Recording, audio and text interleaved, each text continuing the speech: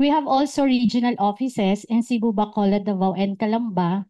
Kung sakaling magkaroon ng dilema sa head office, hindi mapaparalyze yung service namin sa inyo because our regional offices, sila po yung sasalo. Like nung pandemic po.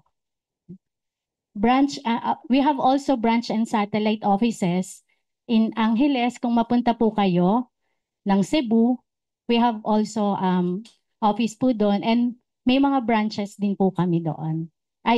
Sa ibang lugar, may mga branches and satellite po kami. And we have also Aventus clinic location. Sister company rin po namin sila. Sila po yung parang ni High Precision. We have a laboratory, we have also consultation, APE, ECU, sa Aventus Clinic po. Yun po yung kinikater nila.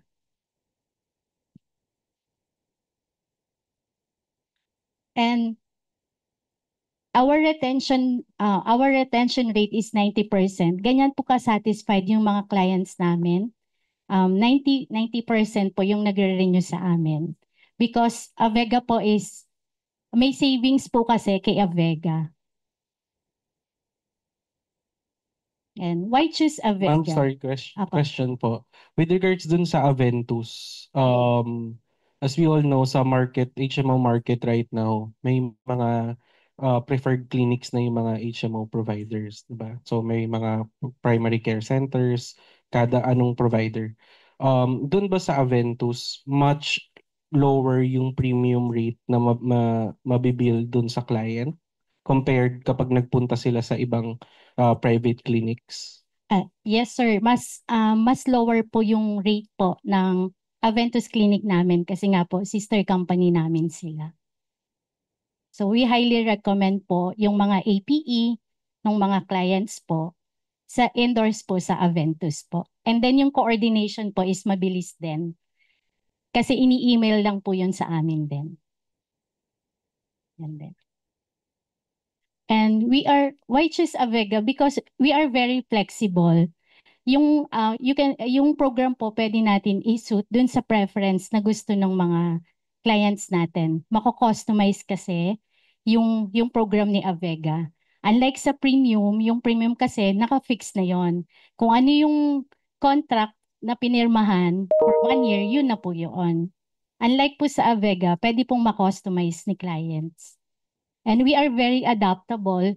Kung under ng Medicard or MaxiCare yung wino-work nating account, pwede nating may mga benefits sila na gusto dun sa current provider nila. Tapos lilipat sila sa Avega, pwede nating i-adapt po yun. Kaya we are very adaptable. And we are also transparent because yung mga LOA or RCS na pinirmahan ng mga clients, ifo-forward yun sa client natin together with the cash book para ma-monitor nila yung fund nila sa Avega.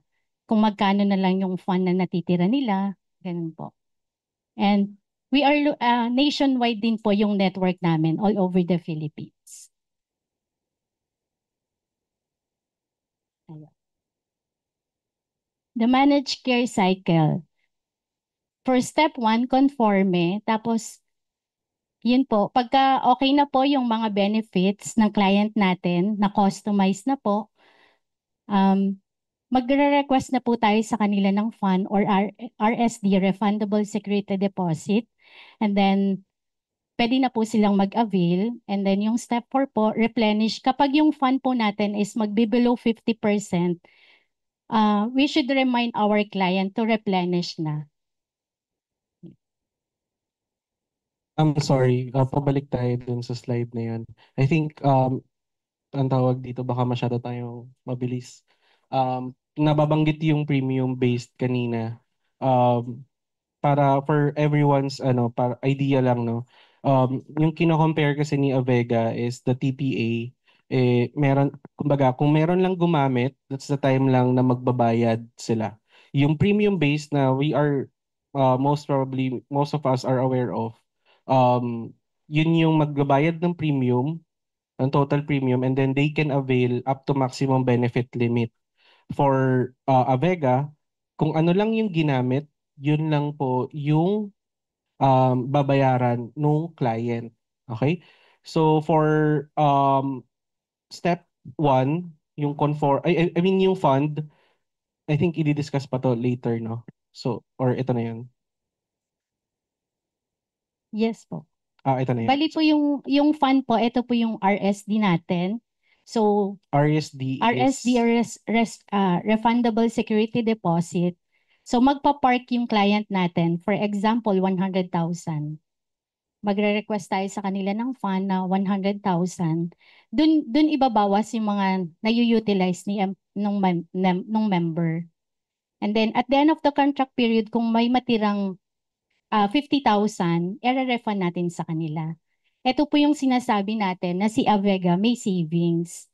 Sa premium gamitin or hindi, expenses na ni company. So kung yung mga prospected clients natin, hindi naman mataas yung utilization, we highly recommend na mag-Avega sila para makatulong na rin tayo sa mga companies po. okay. So may fund, Yes po. example 100,000. Kapag gumamit yung isang member, kunyari nagpa-consult yung isang member, nagpunta siya sa clinic, ang total bill niya is let's say 1,500, no, and then may claims handling fee, doon ibabawas yung ginamit niya, doon ibabawas sa 100,000 na fund. Yes, sir. Tama po? Yes. Tapos magre-replenish kapag umabot na ng 50%. Okay. See.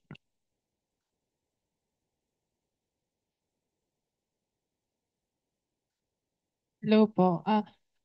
Okay. So we have yung schedule of fees sa TPA. We have what we call yung network access fee. So this serves as the annual membership fee. This is the payment for the access for the accredited facilities ni Avega. So this one is a one-time payment per member. So this is non-refundable. So it cannot be prorated. And also it's non-refundable. So meaning if the member resigns in the middle of the contract, the client cannot prorate the network access fee or it cannot be refunded. Then we have what we call the claims handling fee. This one, I believe you're familiar with. But with us, kasi yung term namin is admin fee for that one. So this is a service fee or service charge, percentage yung ano dito for this one. So every time a member uses his or her membership card, we will be charging the admin fee on top of the availment cost. So just like what Sir Albert said kanina, yung sa example niya na 1,500 for the nakapag-avail siya ng 1,500 and then the 1,500 will have an additional cost or the service charge on top of that. And then the total cost will be deducted dito sa fund natin na i-deposit initially ni client. And then we will be the one to administer that fund. Then all of the availments will be deducted from that fund. So we have ano naman, a designated team who will be monitoring that fund of the client. So we will be providing reports such as cash book reports. From there, makikita ni client yung movement ng fund, kung magkano pa yung remaining fund. And then also we have the utilization report. A client will see from there yung kung magkano na yung na-utilize so far ng mga members. So we'll be transparent to the client. So we'll be sending the reports naman on a monthly basis. And then the fund, it is replenishable once it reaches 50%, just like what Lenny said kanina. If yung 100,000 it reaches, for example, 50,000, the designated team will be notifying the client na you have to replenish your fund na at least 7 working days. Then by the end of the contract, after 6 months, so for example, the contract expires on March 31. So after 6 months, we'll be returning back whatever is left from the fund. Any excess from the fund, we'll be returning it back, net of all charges. So that's how it works. Is it clear po ba or Yes, ma'am. May question lang din. What if, let's say, yung RSD or yung security deposit will be determined by kayo po, no, by Avega. And let's say, for example, may isang availment na, let's say, for example, yung example ni Lenny, 100,000 na RSD or security deposit na 100,000. And then may nag-avail, let's say, ang total bill na niya is 200,000. What will happen? Yung iba ba, kunyari, nung same na araw na yon may iba naman na nagpapakonsult din. no? So maapektuhan ba yung availment ng ibang employees? Kasi 200,000 na yung RSD niya is mas mataas na yung bill ng isang member. Okay. Worst case scenario, that happens naman kasi talaga in reality na for example, most of the members na confine, naming nag-confine, then na naubos yung fund na 100,000 supposedly is the minimum, but then naging 200,000 in just one day. We're not gonna ano naman po stop the coverage. Of course, what we will be requiring lang from the client is to replenish yung fund plus the ano sir, yung 100,000.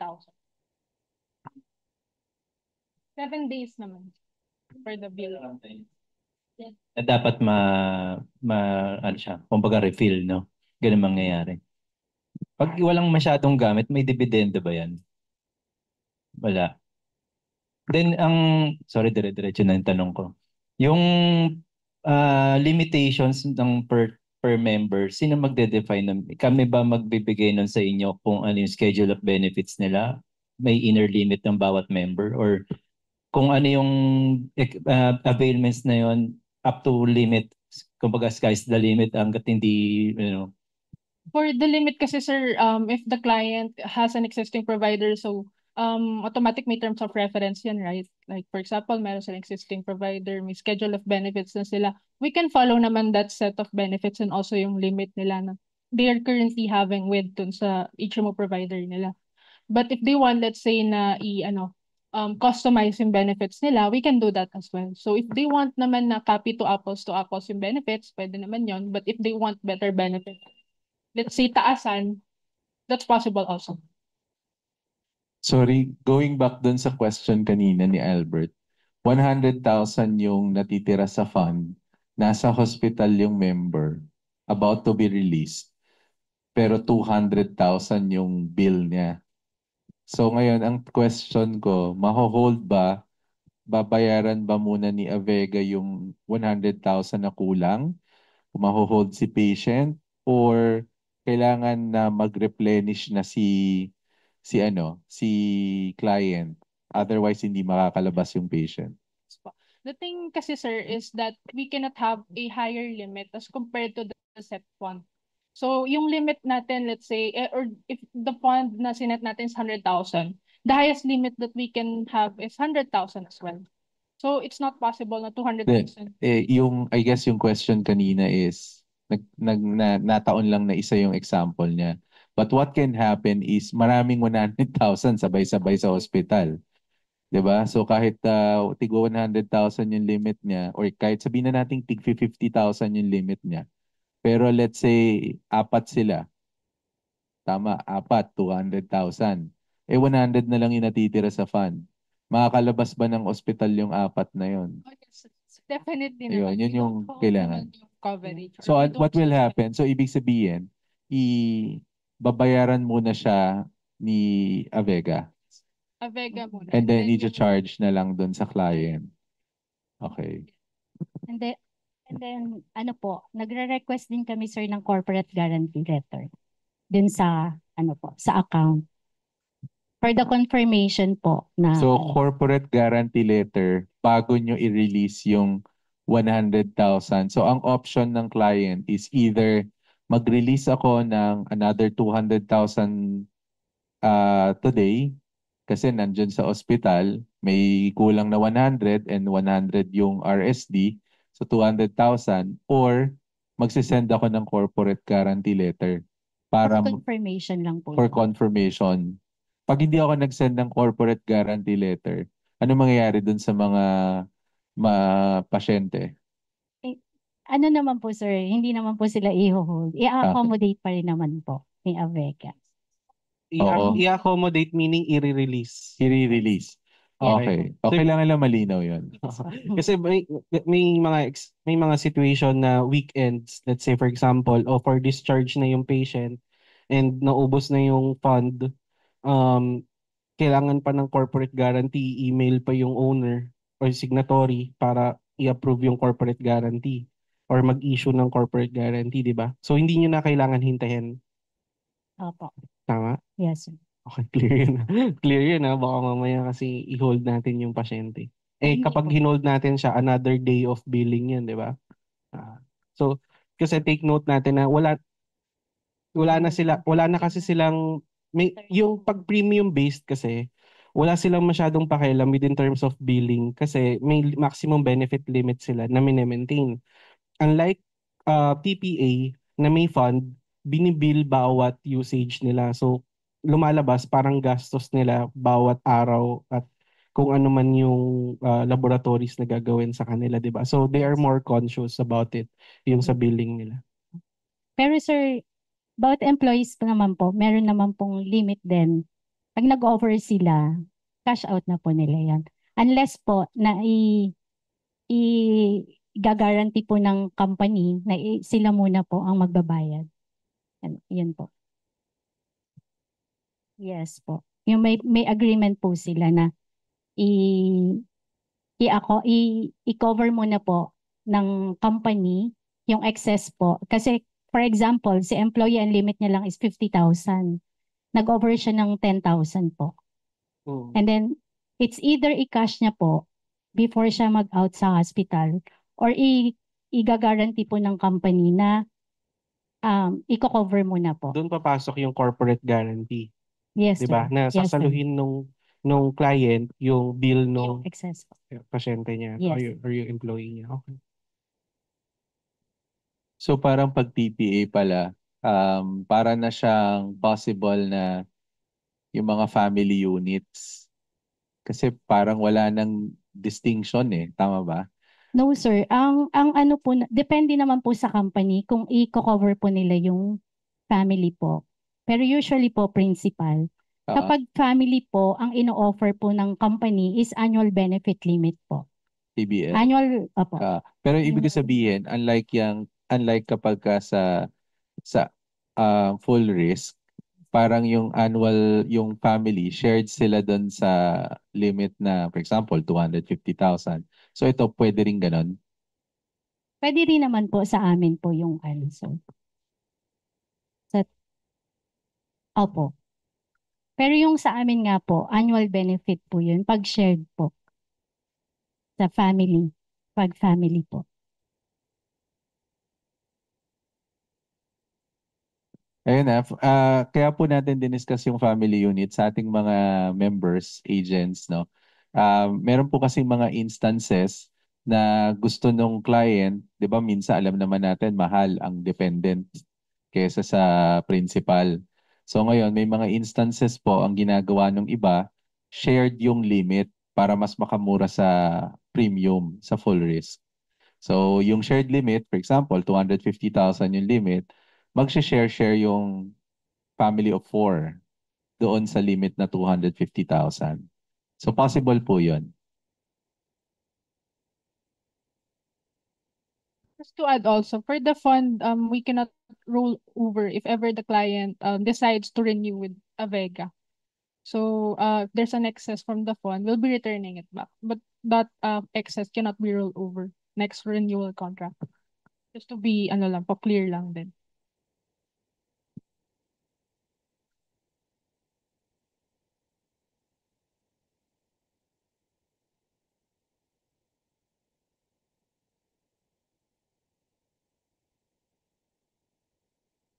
Then ang coverage niya as in lahat hospitalization mako-cover, even the uncovered items. Hindi, yung mga towel, extra kumot, extra rice, hindi, ano. Charge na po sa client. Sa client na yun. Sa patient. So nagkakaroon pa rin ng Yung mga extra pillow, ganun. Oo. Charge na po yun sa ano kasi hindi naman po siya covered ng ano natin. Okay. And then kung sakaling may mga modern modalities na gagamitin, i-cover talaga lahat din ng ano yun, ng Avega. So wala nang mangyayaring verification dun sa client na mismong HR or ano. Okay. Sorry. So kung gusto ni client ipa-cover yung pre-existing, wala kasi ako baka na-discuss na. Kung gusto mo ipa-cover ni client yung pre-existing condition, possible. As long as, kasi technically the way I see it, pera ko naman yan eh, di ba? Pera naman ng client yan. Kung anong gusto niya ipa-cover, bala siya. Ngayon, pag hindi natin lalagyan ng mga safeguards kagaya ng, o dapat pag pre-existing ganito, tataas yung babayaran niya. Tama ba? Ang impact pag mataas ang babayaran niya, wala tayong kumbaga yung utilization is really more on ano yung magiging RSD or yung deposit ko next year. So possible na 100,000 ako this year dahil mataas yung utilization namin. Possible na si Avega mag-recompute and gawing 200,000. Tama ba? Yes. Any reason bakit ibabalik nga uli yung excess fund? I have something in mind kung bakit ibabalik yung excess fund, pero I'd like to know the reason ba't hindi i-roll over. So let's say meron akong excess fund na 100,000 at the end of the policy year. And next year, 100,000 uli yung magiging deposit. So what's gonna happen is pag nag-renew ako kay Avega, ibabalik niyo muna yung 100,000, tapos magde-deposit uli ako ng another 100,000. Any reason bakit hindi pwedeng i-roll over? Gusto ko lang malaman yung reason. Actually, sir, previously, we do that naman, yung rollover. But then I believe siguro nagka-concern sa billing, kaya hindi na nila What I have in mind, bakit nagkakaganon? Kasi yung client, um, pwedeng matagal na siya kay Avega. Yung rollover jet na yan, dyan nagkakagulo pagdating dun sa, oh hindi, meron pa akong funds na natitira. So ngayon yung reconciliation na to, umaabot ng 3 years, 4 years, 5 years, wala na yung account officer. Nagre-reconcile pa rin yung client dun sa Avega. I think yun yung reason. I may be wrong, pero baka para maiwasan na yon, clean slate na lang every year. Parang ganon. Also kasi sir, may mga late billings din kasi from Yung mga IBNR. IBNR. provide doctors. Ganun. So parang laging treated as new. Over. Treated as new lagi siya. Para wala ding account receivables dun sa part Yes. ng ano.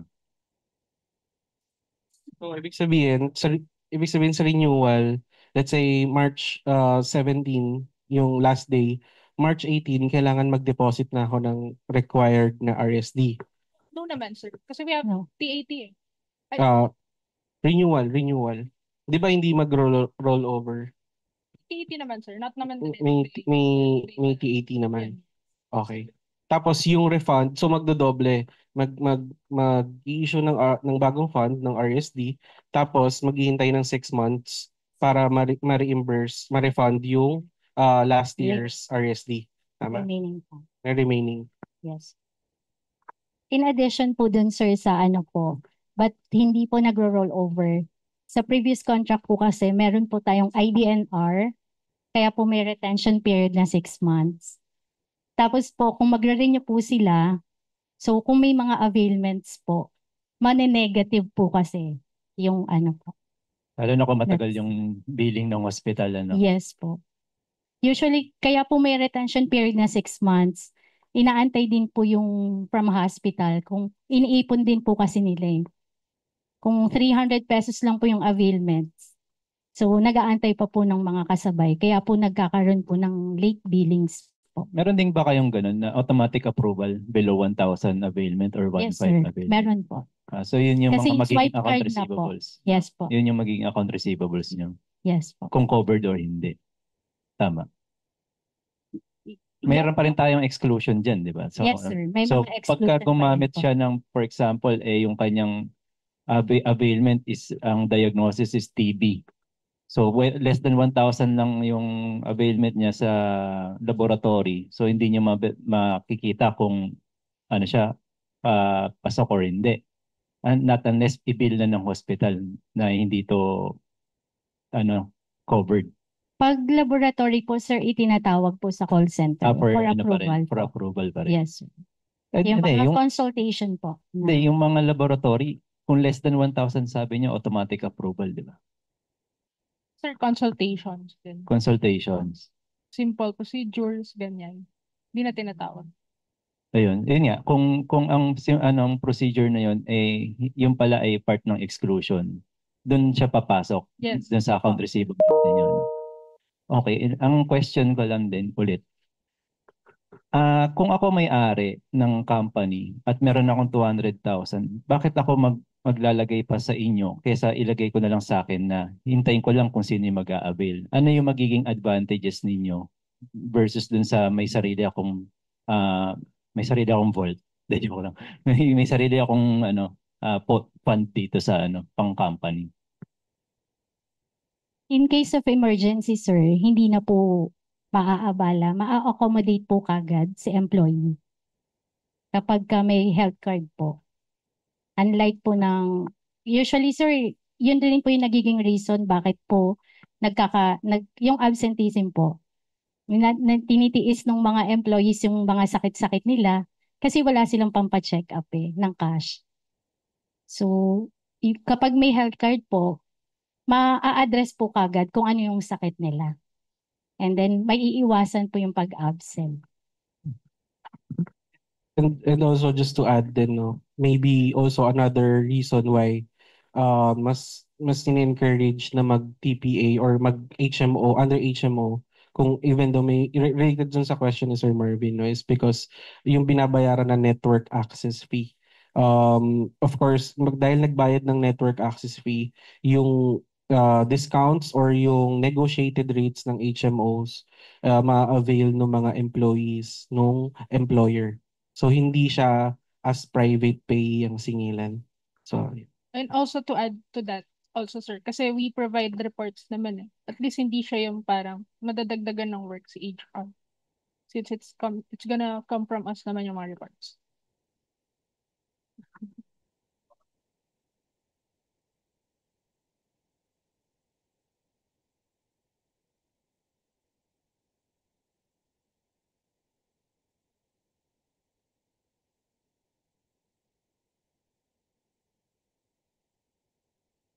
Yung process po ng account, and po, i-franchise po muna yung account ano po, yung target account po natin, i-franchise kay franchising@intellicare.ph.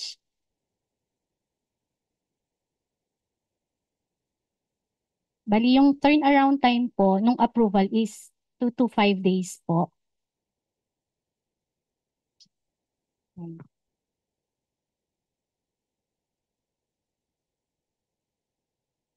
And so tama po ma'am, no, yung franchising nyo is from Intellicare. yes po, Intellicare franchising, naman, shared sila. services po kami. Kapag ang TOR is based o ang request is TPA, sa inyo siya dadalhin. Yes po, sa Avega Tapos po. kapag premium based, Sa Intellicare po. Okay. Yes po. Pag hybrid sir sa amin din. Pag hybrid But po, it depends sa number of employees kung saan mas madami. Pag mas marami TPA sa amin. ayan, so pag mas madaming TPA, Avega, yes kahit po. may mix, di ba? Yes po. Kahit hybrid. Pero pag mas madaming full risk kay Intellicare, Kay Intellicare. o Yes. basta hybrid, ano ba talaga?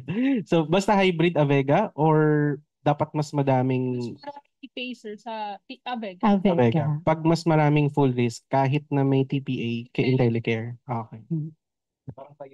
Yung hybrid po, may kasama pong premium. For example, ang principal is naka-TPA under Avega. Tapos po yung premium po, yung mga dependents. Usually po kasi yun yung mga utilizer talaga. Mga dependents po. We also give rates po. Yun po yung tinatawag na hybrid sa amin po. May TPA and may premium po. Pwede rin ba kayong sa amin, yung makatulong sa amin pag-analyze ng account? For example, ito yung kasi hinihingi niyo naman yung utilizations, yung historical di ba? Yes. Pwede ba kayong mag-suggest ng program para sa kanila design? Mukhang mas magiging effective po sa kanila, mas makakatipid sila pag ganito. Ito TPA natin. Yung kayo yung makakapag Yes, sir. kasi hindi galing sa amin pero nagre-recommend din kayo para din kasi sa inyo rin yan eh. 'Di ba? Para ma-prevent natin yung mataas yung utilization. Nagre-recommend po kami nun, sir, ng kung for TPA po ba siya or for premium talaga. Kaya that's why po humingi kami ng utilization report. Sa processing naman po, once approve na po yung account sa atin, mag-a-ask na po tayo ng proposal. For standard Recording in progress. 1 to 2 working days, and for comprehensive, 3 to 5 working days. Yung comprehensive, ito po yung may mga TOR, yung benefits nila kay MaxiCare, gagayahin po natin. Tapos po yung hybrid po na proposal. Yun po yung comprehensive, 3 to 5. Sorry. Medicard naman po. Medicard po.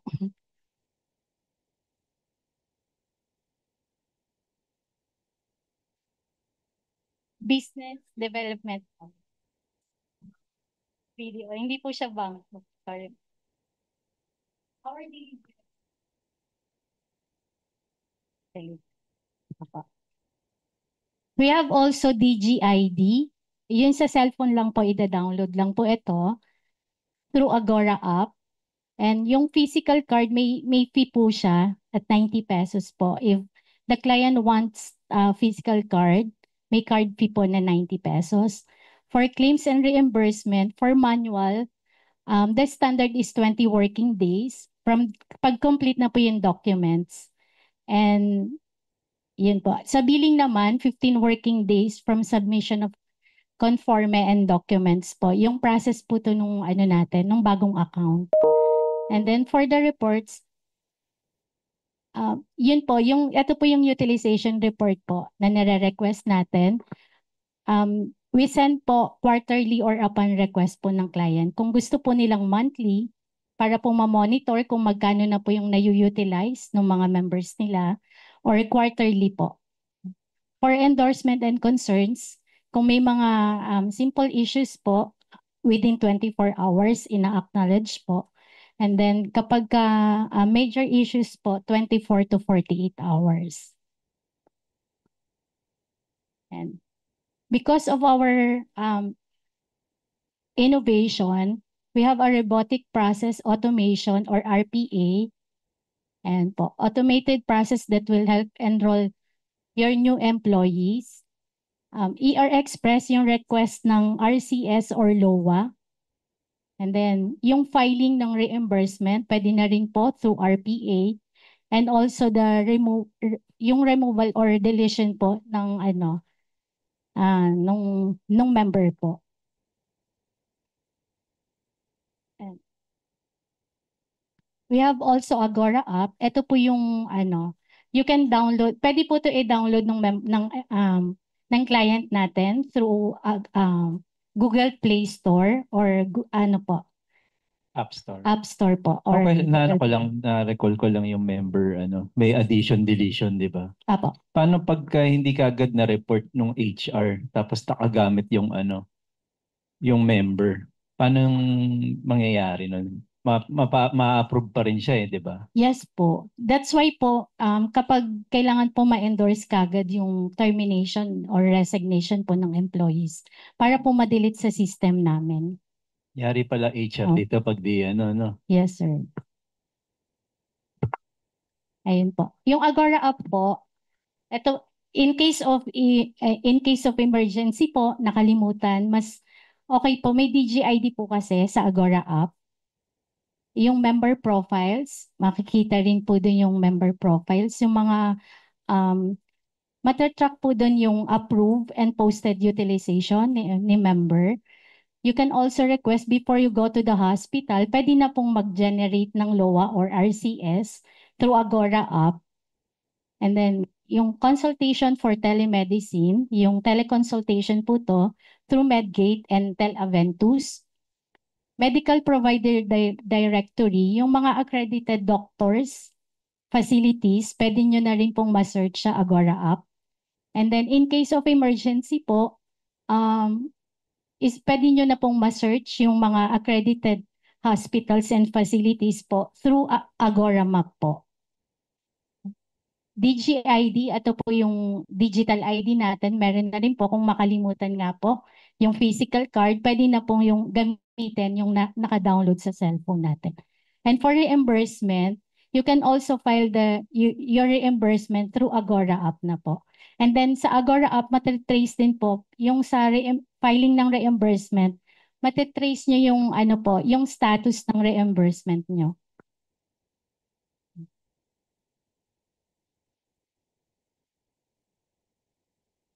We have also partners. We have also PruLife. Medgate, this is a telemedicine or teleconsultation dental network company for sa dental po.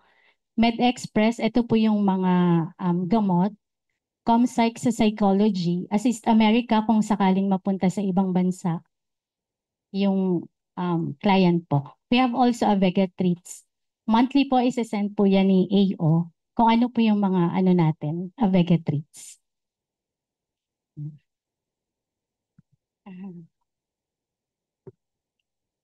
So, ay, okay na. Ma'am, question. Wait lang. Nakalista to. Let's say, na-discuss kanina yung IBNR. Yung IBNR is based sa issued LOA, di ba? Apo. Okay. So, lahat lang ng inihintay natin na IBNR is based kung meron tayong na-issue na LOA, approved LOA. Yes Correct? po. So, possible kasi na hindi siya nagamit or what, di ba? So, and then may expiry din siya. Ngayon, di ba meron tayong 6 months na Retention. retention?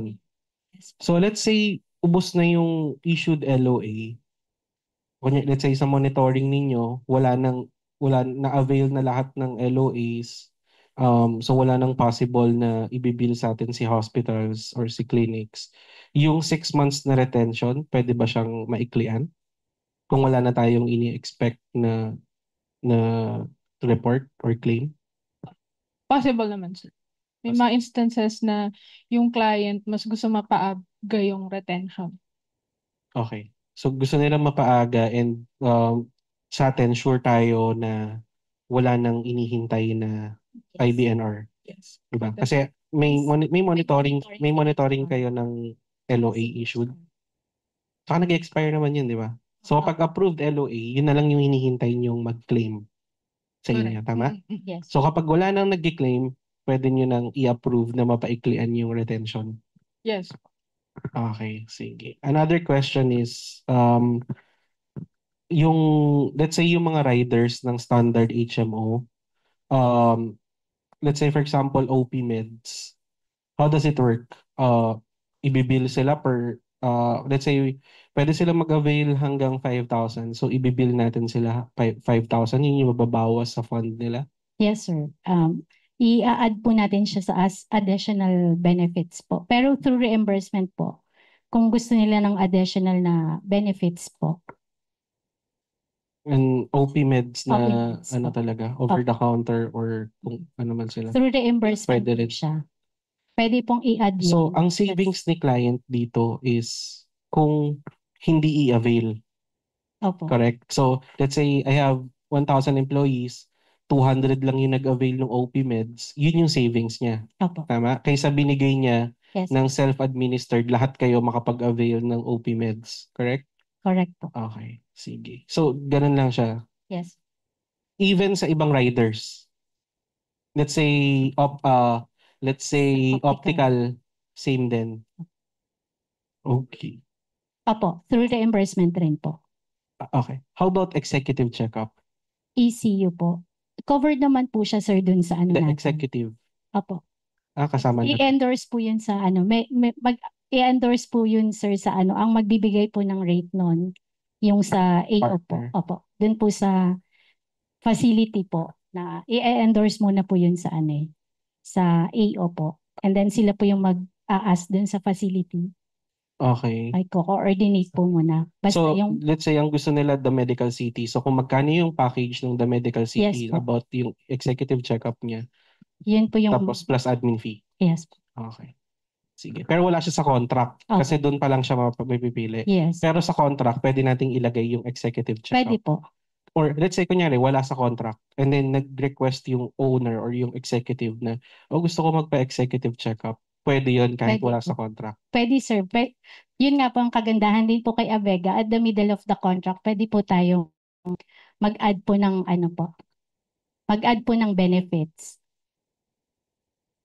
We have PruLife.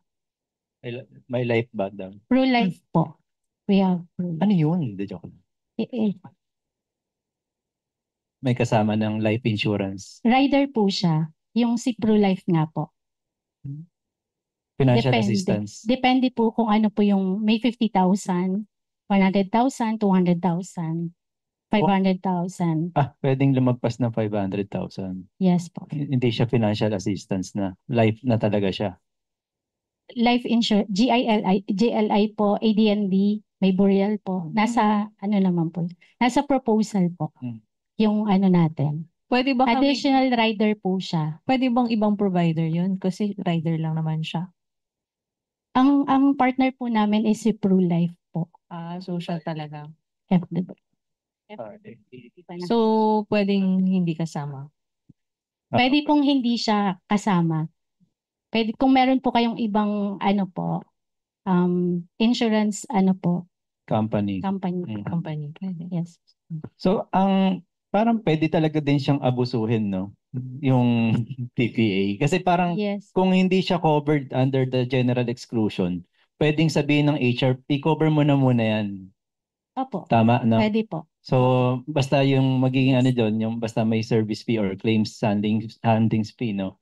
Saka yung network access fee one time, di One ba? time po yung Basta yung claims handlings fee lang ang mangyayari. Opo. So, kahit na TB o mga tawag dito, We have ano po, through reimbursement din po. Dati po hindi ko na-cover yung neuro po and psychiatry, yung sa psych po. Meron na rin po siyang hindi, ano, pwedeng through pabayaran, reimbursement po. pwede din siyang pa-cover mo muna sa Avega, yung mga urologist, di ba? Pwede po. Tama? Or talagang cash out yung member? Kasi Ika-cash out po through Ay, ka-cash reimbursement. out pa Opo. rin. Hindi, wala pa po kasi talagang nag-accredit na ano po mga psychiatrists and hindi, neurologists. kung ako ang, wag naman, si Juan de la Cruz na hospital, Mm-mm. tapos kailangan niya ng ganun doktor, wala nga siyang pang cash out. Mm-mm. So, ipapakover mo na sa Avega, pwede, di ba? I-co-coordinate na lang po. Oh, yun. Yung ano, kasi yun nga yung magiging advantage nyo, di ba? Parang kahit na general Yes. exclusion yan, papakover ko muna sa yan, saka muna ako i-bill. Opo. Tama? So, Yes. bill back arrangement kung hindi covered. Covered. Tama? Okay. So, Yes. technically, pwede pa rin, it's up to HR kung maghihigpit siya or hindi. Di ba? So, usually yung iba depende sa rank or kunyari siya yung owner. So, syempre, alangan namang pigilan yung pag-avail niya, di ba? Pero it depends on the HR or dun sa client natin kung pipigilan niya. Kumbaga, let's say kung exclusion yung i-avail, ang confirmation, ang kailangan is corporate guarantee from HR. Or advice lang. Advice lang din po minsan, sir, kapag hindi naman po ganun. Kasi po usually nagko-corporate guarantee letter pag nag-over na po talaga dun sa limit. Okay. May question ako. So for example, ang mga employees, nire-require nyo pa ba? Kasi ito parang technically the way I see it, cash na talaga siya eh. So ngayon, itong mga employees, nire-require pa ba natin siya ng mga SSS, ganon? Yung mga Premium documents? Po, yung premium po ang Hindi, dito nagre-request sa TPA, Avega po. wala na, no? Wala po. So basta sabihin lang ng HR na empleyado ko yan, Yes. wala nang proof na empleyado ko yan, may papasok. Actually, advantage sa inyo yun, no? Kasi the more the merrier ang TPA lalabas eh, di ba? Okay. So, possible din ba na, kasi may mga clients tayo na, for example, wala pa silang entity dito sa Philippines. For example, virtual assistants. At tapos ngayon, nasa abroad yung kanilang mother company, wala pa dito. Yun ba pwede niya rin Hindi po, kunin? sir. Hindi na. Meron po sa akin nag-refer po ng ganyang account. Hindi po natin kinikater yung ganun, sir. Dapat po meron pong Philippine document po. I think ito pa yung isang magiging advantage ninyo, no? Kasi merong mga ratings pagdating sa full risk eh. Example, kapag ka construction worker ka or medyo delikado yung trabaho mo, mas mataas yung rate mo or baka hindi ka i-cover. So dito, pwede. Opo, pwede po. Capital. So, Kasi kung nga po, halimbawa yung sir, mga... yung pera naman po ng company yun. Exactly. Kasi the way nga I see it, Ng- cash na siya eh. Yes po. So yung mga hindi Pero- ma-approve sa sa full risk or masyado na silang natataasan Yes. pero gusto nilang ng coverage, pwede siyang ipasok sa TPA. TPA po. Mga association pwede. Hindi siya company pero association. Pwede po. Pwede po, sir. Basta may fund. Yes po. May mga nire-require lang pong mga documents si franchisee. Tatlo kami magkakaibigan. Hospitals. Tatlo kami magkakaibigan. Pwede ba kami mag-TPA? Pwede po kahit naka-DTI po. DTI. Basta corporate po. Basta corporate. Wala po kaming individual. Basta naka-DTI. Kasi hindi Pwede naman po. hihingan ng ano. Kasi ang advantage nyo pa rin, let's say individual kami, tatlo. Tayo tayong company. Ganon. Kasi problem doon sa individual, mahal pa din siya eh, di ba? Kung gagastos ako ng pagpunta ko ng ospital, ito kasi magagamit ko yung Discounted rate. oo, yung rates rates. po kasi. Okay, sige. Thank you. Sa consultation po. Yung minimum employees, meron ba kayo? Yun nga po, two and Two. up po. Two. Basta po naka-corporate po or DTI po. As in 2 employees. Pwede pong 2, basta po may may mga May documents DTI. po. Yes po. And amount, ano yung minimum amount?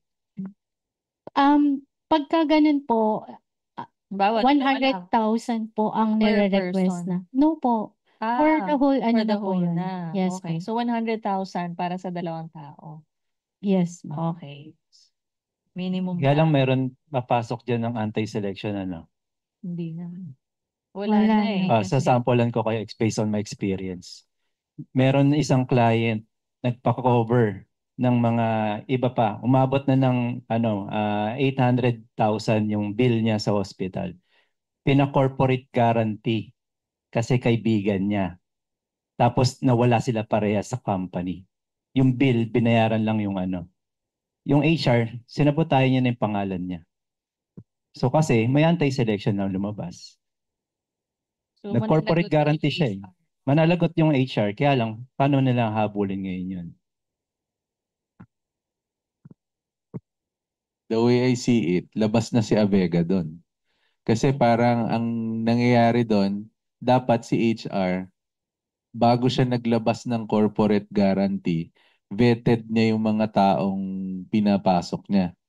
Kasi kahit naman sa full risk, possible din namang, I mean, let's say kahit sa totoong company na, yung functioning na company na wala namang ganong naging case, si HR din naman ang mananagot kung biglang inabuso eh. I think what I'm trying to say is everything will be subject to abuse. Parang sa point of view lang ni Avega, the way I see it, pera nyo naman yan eh. Bahala kayo kung ganyan yung gusto nyo, di ba? Kung mawawaldas na yung pera nyo. Ang habol ni Avega, sir, yung hindi pa sila nag-replenish. Kasi muna eh, dahil nga dun sa situation niya.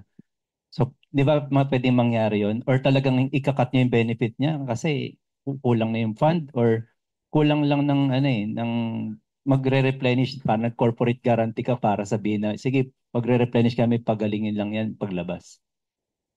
Pag ganun, kasi sir, kung hindi na po nila babayaran, pupunta na po yun sa legal namin. Legal team na po namin yun. Pero hindi naman po i-hold. Katulad po nung nasabi po kanina, hindi naman po i-hold si member po. And also that's the reason why merong 50% na Yes po. kailangan mag-replenish ka na agad kapag Yes, sir. naka 50% ka. Sisingilin na agad sa iyo yun eh, Yes, 'di ba? sir. May turnaround time bago ka mag-replenish para maiwasan yung paggamit ng sobra-sobra. Sobra-sobra. Tapos matagal siyang hindi nakabuo, 'di ba? Yes. Or hindi na matagal niya bago ma-replenish. Yes. Correct. Meron din po kaming mga handled accounts po na kahit po may 100,000 sila sa amin, once na naka-receive po sila ng billing, binabayaran na po kagad para po buo pa rin yung fund. Yeah. Pwede naman po yun. Nung last na meeting natin, may question ako na tingin ko dapat mapag-usapan din siya ngayon. With regards to suspension. 'Di ba? May tinanong ako sa inyo, meron kasi kaming experience na let's say uh, binibill siya every time. Kunyari, every availment, binibill siya. Naalala mo na? So, binibill siya every time. So, ngayon, ang understanding, meron siyang deposit, di ba? So, ngayon, dahil may 30 days sila to settle, lagi silang may forced suspension. Nawawala yung purpose ng security deposit. So, sa inyo, ibibill nyo ba siya weekly or kada availment din? Sir, ang billing po kasi namin nakadepend po sa hospital. Yun sa dating po ng mga documents from hospitals. Kung 3 months po before na forward sa amin, that's the time pa lang po na magbibill kami. Pero nagsususpend kayo. Let's say na-bill niya. Na-bill niya. Tapos, Hindi po kami nagsususpend, sir, ng ano po. okay. Pag hindi nabayaran kagad, hindi po. Hindi naman. Basta po, kahit nga po mag-negative na po yung fund, hindi naman po kami Okay, nagsususpend. that's Basta clear. po may... Parang PhilHealth. Mhm. Yung question ko, kasi we keep on saying na may advantage dahil dun sa network, no? And we know na may charge yung network. So, gawin nating mas practical yung example para mas maintindihan. Pagka normally, pumunta ako sa check-up, wala akong card, ang binabayad natin, magkano normal guys bayad nyo pagka pumunta kayo sa doktor, check-up? 500, 800, no? Parang ganon. 1,000. O, sabihin na natin i-average natin sa 800 kasi may nagsasabing 1,000, may nagsasabing 500. Ngayon, siguro rough estimate, kasama na yung network access fee na idadagdag. Magkano basically yung matcha-charge? Kung dati 800, ngayon, dahil may network access fee, sabihin na natin 300 plus X%. Di ba? Yun yung fee. So magkano yung magiging bagong magiging charge? Tama ba? Malinaw ba yung question ko? Ito po. Malinaw ba yung question ko? Ah, Sa ulitin ko yung question consultation po, Nagpa-consult ako kasi ang kailangan nating maipakita dito sa client na, uy, mas tipid ka dito. Pag nagpa-consult ka at wala kang TPA, magbabayad ka 800 pesos sa isang consultation. Ang sinasabi natin, mas tipid siya dito na kahit magbabayad ako Naka-ongoing ng po kasi. access fee. Kasi may bayad yung access fee eh.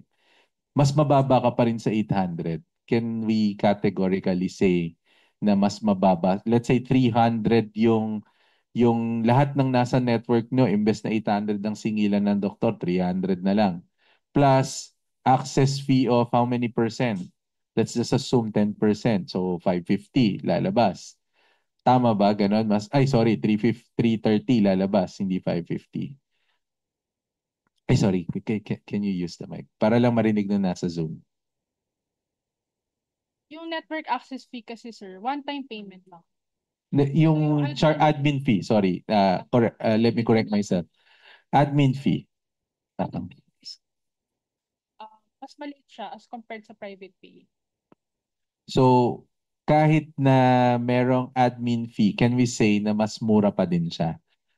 Guaranteed. Guaranteed na mas mura pa din siya. Okay.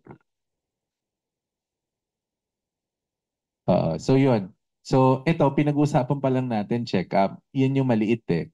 So mas mararamdaman nyo yung pagiging mas mura niya kapag ka meron na talagang ginawang procedure. Kasi mas mahal yung procedure eh, di ba?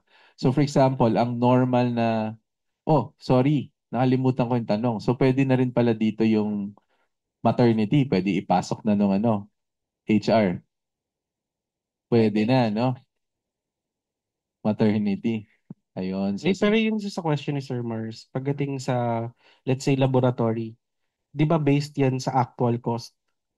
Meaning nung actual cost, di ba yung kung magkano talaga yung singil ng clinic sa, ang tawag dito, sa hospital, yun din yung sinisingil nila sa inyo. Correct? Sir, mas mababa pa rin. Mas mababa pa rin. So hindi siya based on actual cost. Based on negotiated rates pa rin siya. Okay. So parang ang ano ko diyan, network access fee yung yung dahil accredited yung ano 'di ba, hospital. Mas ma-enjoy mo yung network fee, network rates. So kung nag-charge yung doctor ng 800 dahil ikaw ay Avega, more or less mga 556 or 600. Sabi mo na 650, yun yung sinasabi nilang mas mababa pa rin ng 1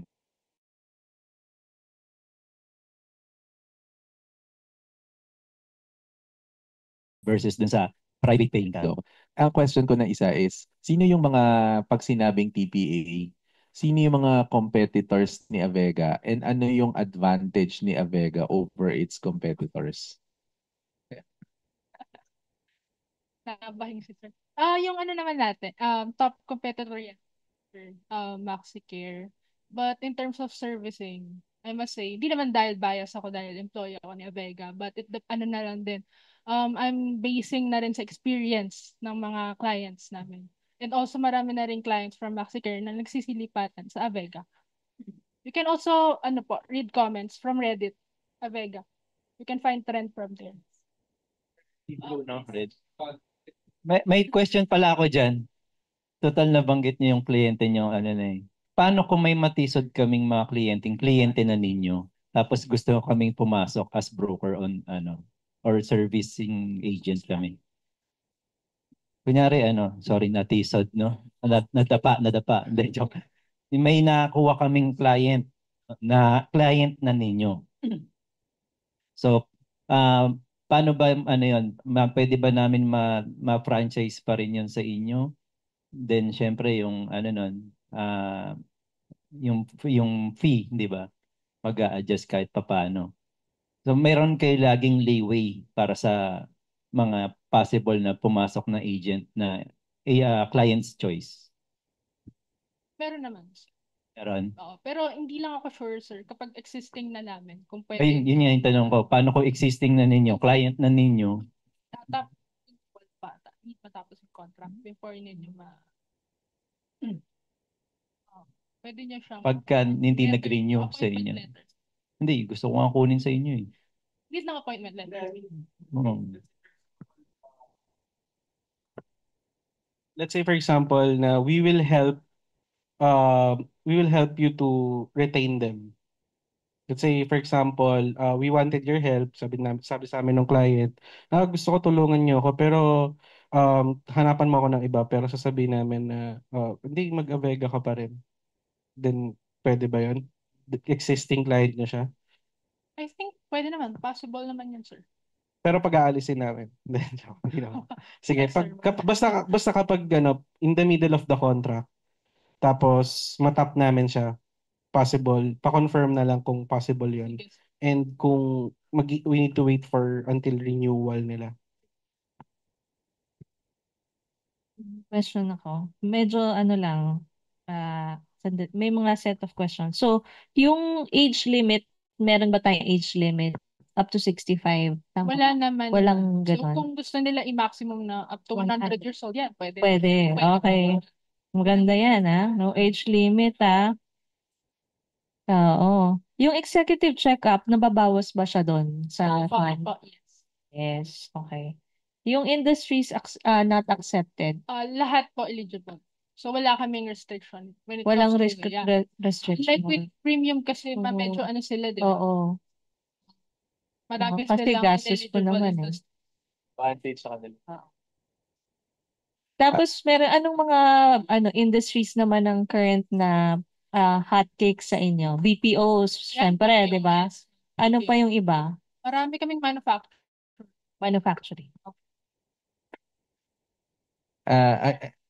I guess yung question ko related sa question ni Marvin.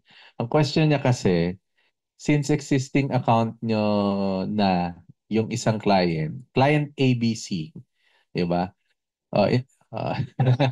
Enchanted Kingdom. Sinabi talaga. Hindi. Client ABC, for example, since minsan kasi during negotiation, I understand kapag ka-direct ni Avega, binabagsak minsan yung fees. Ngayon, kapag later on, na-meet namin si client ABC, tas kami yung gustong maging servicing niya, we can provide you the broker on record, and then nag-confirm si client na, gusto namin si provide yung mag-service niyan. Pero ang fact, na nangyari, dahil nung nag-negotiate kayo 2024, binagsak niyo yung fee. Ngayon, papasok kami. So, ibig sabihin, yung binagsak niyong fee, basically, tinanggal niyo yung fee na mapupunta sa mga brokers and agents. Pag ba pinasok namin yon at nakakuha kami ng BOR, bigla ba mag-i-increase yung fee ng agent o dahil kasalanan nyo, bakit nyo binagsak last year, dapat kayo yung mag-assume ng expense this year kasi you know na pwede nga mangyari na malipat ng agent yan. Tama? Otherwise kasi pagka ganon, parang kinakalaban nyo yung agent at saka broker. O parang magkakaroon ng distinction ngayon na diretso na lang ako sa Avega kasi mas mura. Ganun yung mangyayari. So, I guess yun yung question ko.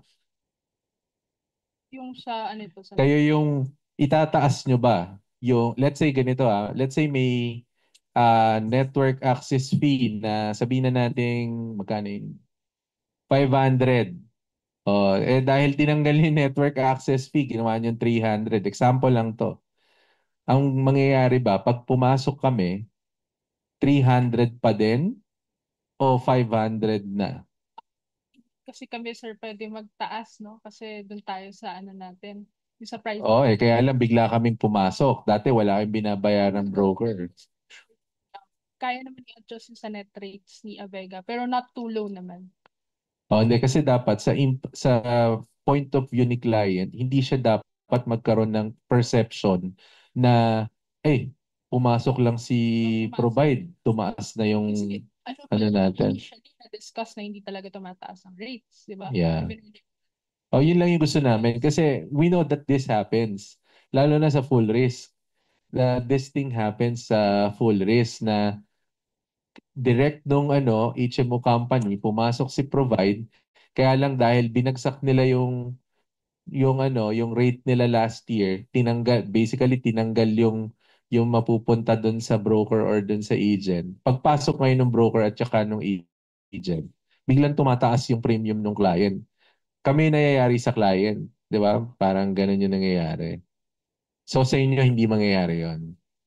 Depende sir kung if the broker insista na ganito yung Actually, hindi. Ang root of the problem dyan is kung kayo, when you close an account, tinatanggal nyo ba yung allowance para dun sa broker and agents? Kasi kung tinatanggal nyo yun, magkakaproblema talaga kayo pag may pumasok na broker or agent. hindi naman Okay, sige. Thank you. Yun lang. So, yung question magkano, no? Aside from dun sa fee na sinasabi mo, network access fee, ano pa yung ibang fees? Yung admin fee man. So kada nag-utilize si member, may percentage tayo. Service charge. And VAT. Yes, sir. So, Fix yun? Fix ba yun? It depends on the head count, ma'am. Okay. Pag yung client naman po, non-VAT, magsasubmit lang siya ng requirements. Or like PEZA. Kinuha ko pa lang yung mic, yung tatanong ko eh. Pag nasa PEZA, okay.